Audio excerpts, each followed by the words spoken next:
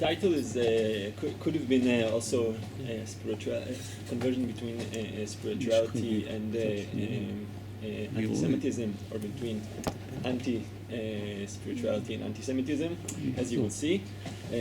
But the original title is just as good as any others. Now, some of you have already heard some of this. It's I've spoken about it in several other constellations here and other places. Some of you have actually written some of this, as you will see. But I think that still there is something new in what I want to say. So I'll begin. In his work on the concept of conversion in 11th and 12th century Western Europe, historian Carl Morrison attempted to delineate the specificity of his ritual subject. And so he wrote, "It is a confusion of categories to use the word conversion as though it were an instrument of critical analysis, equally appropriate to any culture or religion. The word has a profound mystical sense in the West, for which some great religions and languages of the world have no equivalent. Even in the history of the West, it has displayed different connotations at different moments. Thus, the word is more probably a subject rather than a tool of analysis." A few years later, Morrison's evaluation was taken up by anthropologist Talal Asad.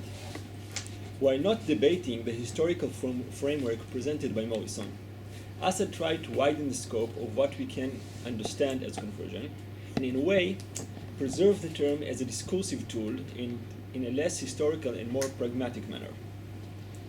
If one wishes to avoid the danger of confusing word with concept and concept with practice, Asad wrote, it would be better to say that in studying conversion, one was dealing with the narratives by which people apprehended and described a radical change in the significance of their lives. Sometimes the narratives employ the notion of divine intervention. At other times, the notion of the secular teleology. It is interesting to note that Asad, who was one of the first scholars to point out the historical and cultural specificity of the concept of religion, seems to be more lenient when it comes to conversion. But be that as it may, a similar course to those taken by Asad regarding religion and Morrison regarding conversion was taken by Boaz Hus in his discussion of the notion of spirituality in contemporary cultural and social discourse. Positing spirituality as a category that, quoting, challenges the division created in the modern era between the religious and the secular realms of life, Hus writes, "Instead of using spirituality as an analytic ethic term, which refers to and explains universal realities, I propose to study spirituality as an emic notion whose genealogy, applications, and significance should be investigated and analyzed." The resemblance between the scholarly treatment of the three above-mentioned concepts is not coincidental. Like many other concepts used in the field of religious studies alongside myth and mysticism, just to name two more, they all have specific Christian Western histories and genealogies that in a post-colonial academic world have to be addressed and accounted for. Even if one doesn't subscribe to Morrison's approach to conversion or Hus's approach to spirituality, we nonetheless have to acknowledge that ever since Paul's conversion on the way to Damascus, these two concepts are inseparably bound together. What will become the Christian notion of conversion is summarized in the second chapter of the Epistle to the Romans. But he is a Jew which is one inwardly, and circumcision is that of the heart, in the spirit and not in the letter. These words, and the like, along with the designation of those who do not accept Christ as Israel according to the flesh, have facilitated an identification of conversion with spiritualization. Crudely put for the purpose of this discussion, conversion is facilitated both through the Spirit, through a revelation of an inner nature, and by the Spirit, by an evolutional overcoming of literal material law, and many times of any carnal preoccupation. I don't think that it is going too far to say that this model of conversion was one of the shaping forces of modern Western culture. This impact is lucidly visible in William James's seminal work, The Varieties of Religious Experience, from 1902. Two of this book's chapters, the single longest section dealing with one subject, are devoted to conversion, to the extent that in many ways conversion and the religious experience become synonymous. The way Christian spiritual internal model of conversion pervades Western secular thought is described by James in a way that implies us to think that Talal Assad's aforementioned secular teleology is not so distinct from the notion of divine intervention from which he tries to distance it. And so James writes, one may say that the whole development of Christianity in inwardness has consisted in a little more than the greater and greater emphasis attached to the crisis of self-surrender. From Catholicism to Lutheranism, and then to Calvinism, from that to Wesleyanism, and from this outside the technical Christianity altogether to pure liberalism or transcendental idealism, taking in the medieval mystics, the Quietists, the Pietists, and the Quakers on the way, we can trace the stages of progress towards the idea of an immediate spiritual help experienced by the individual in his forlornness and standing in no essential need of doctrinal apparatus. In the time remaining, I would like to consider this identification, its implication of our understanding of conversion and spirituality, and the cultural and political ramifications of this understanding.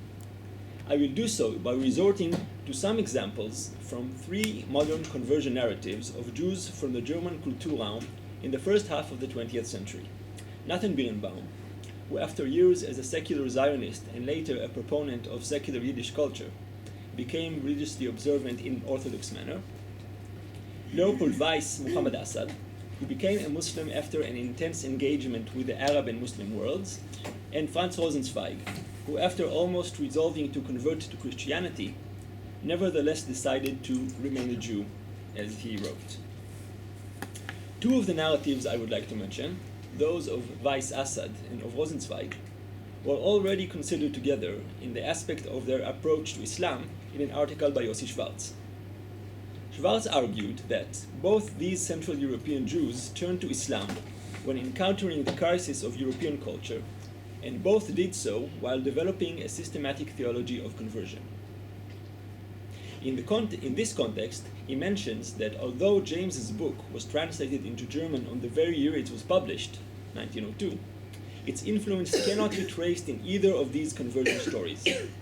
However, I think that while most of Assad's narration of his conversion to Islam indeed stands in stark opposition to the model perpetuated by James, Rosenzweig's non-conversion to Christianity is in many ways an epithet of the Jamesian model of conversion.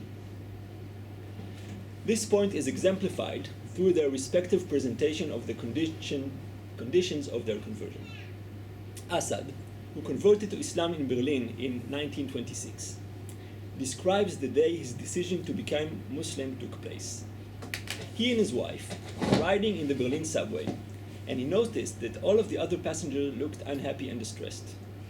This was after he had returned from a long trip in the Arab and Muslim East, and had already been taken by the confident serenity he found in its inhabitants. Coming home from the train ride, he unintentionally looked at a copy of the Quran that lay on the table, and there he saw a verse that he felt accurately described the suffering which he saw on the faces of the subway riders, and inter alia, the sad modern Western human predicament altogether. And of this he wrote, "I knew now, beyond any doubt, that it was a God-inspired book I was holding in my hand. It anticipated something that could have become true only in this complicated, mechanized, phantom-ridden age of ours." In this narrative by Assad, one could discern the echo of the conversion of St. Augustine, and not only in this sense was he acting within the Christian Western framework, but unlike the individualistic inner spiritual Erlebnis in German, or experience in Jamesian, it conveyed a deep sensitivity to social and this worldly consideration. This narration fits well with the way Assad presented Islam as opposed to Christianity. I'm quoting from Assad. According to the Quran, God did not draw any dividing line between faith and social behavior. And, what was perhaps most important, he did not start from the axiom that all life was burdened with a conflict between matter and spirit, and that the way toward light demanded a freeing of the soul from the shackles of the flesh. Rosenzweig, in contrast, not only describes his convertive experiences in spiritual terms of an inner experience, most famously in his hints about what took place in the synagogue of East European Jews in Berlin in 1913, where he made up his mind not to become Christian, but his account of Islam on the one hand and Christianity and Judaism on the other also betrays a deep preference of inner experience and a concern for the spiritual. If Asa described Islam as combining spirit and matter as opposed to the overly spiritual Christianity, Rosenzweig describes Christianity and Judaism as pertaining to both earth and heaven, while presenting Islam as materialistic, unspiritualized religion. Therefore, while Assad's convertive moment, if we are to identify it, is not only conceived in social terms but is induced by them, Rosenzweig's moment was much more introverted and depended upon spiritual preconditions both within the self and in the social sphere surrounding him. And beyond the question of conversion, spirituality is set by Rosenzweig as a goal for both man and world to aspire to. Again, a quote from Rosenzweig. At the time of my birth, I was material to a very large extent. When I die, I will be, so I hope, very spiritual. It makes sense, therefore, that today I am set between the two opposites, and they are indeed opposites. The world was also created as matter, and must be redeemed from materiality to spirituality, to become spiritual down to its furthest corners. Now I would like to look briefly at the case of Nathan Birnbaum. While Birnbaum spoke of his tshuva process, of his orthodoxization process, as a transition from agnostic materialism to spiritual belief, a notion we can also find in Assad, by the way. I didn't talk about it, but it is there. He nonetheless differentiated between the spirituality of institutionalized Orthodox Judaism and that of the secular Christian world which he left. In a typical polemic text against his former milieu, he writes, "It is a crime of the Gentiles to chase after riches and honor. It is a crime of the Gentiles to become enslaved to the evil inclination, to the lawlessness hiding under the garb of free love. From whom did the Jews learn the slogan, freedom of the spirit? Where did they learn to deny the great and pure truth, the consciousness of God, if not in the school of the Gentiles in Europe and America?" These examples are too few to teach us anything really substantial. So before concluding, I would like to look at some more generalized remarks that pertain to the matters at hand. The first is a text by the 12th century Christian theologian Petrus Venerabilis, describing the corporal baseness he found in Islam. He, Muhammad, depicted a paradise not of an angelic society nor of a divine vision, but truly in such a manner of flesh and blood, indeed the basest sort of flesh and blood, as he longed and craved for it to be prepared for himself. He removed all limits on gluttony and lust, whereby he might better lure people's carnal minds to himself. And having once 18 wives of his own, in addition to the wives of many others, he attracted a great many damned ones to himself. This description and its like, many of which have just as well been written about Judaism, are what stand at the core of the efforts done by Jews 600 and 700 years later to employ not a few discursive techniques in order to spiritualize their faith and themselves, and thus draw themselves closer to Christianity. We briefly saw Rosenzweig's attempt at it.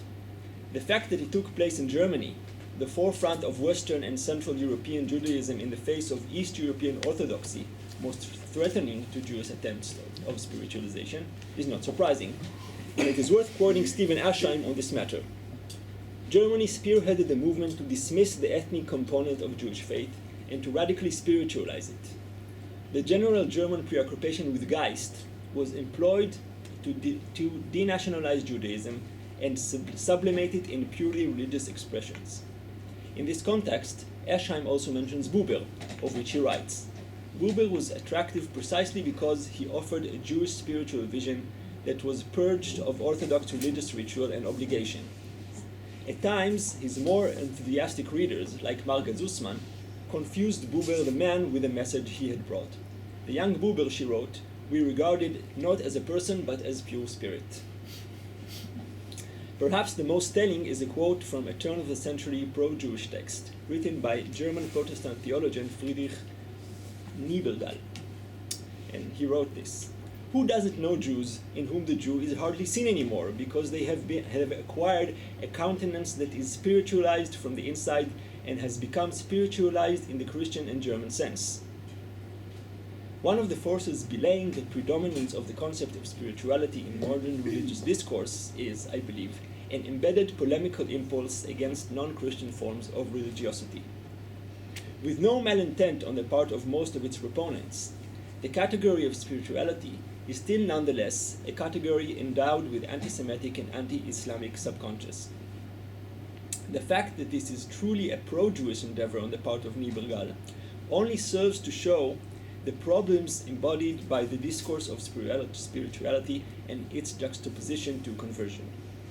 Even if we acknowledge that conversion and spirituality are not universal concepts, we still have to determine if and how to use them to denote phenomena outside their original, in the terms of origin, framework, while remembering that it is precisely their non-universality that makes them permeated with specific cultural and theological associations. Conversion, like spirituality, has been separated and distanced from the realm of religion or institutionalized Christianity, but it too remains tied to it and invokes historical and cultural associations that cannot be done away with. And, I'm concluding, even if we treat spirituality and conversion as constructs, and therefore as not having any core or stable meaning, we still have, when resorting to them, remember to ask ourselves where and how and in what specific context they were constructed first. Thank you.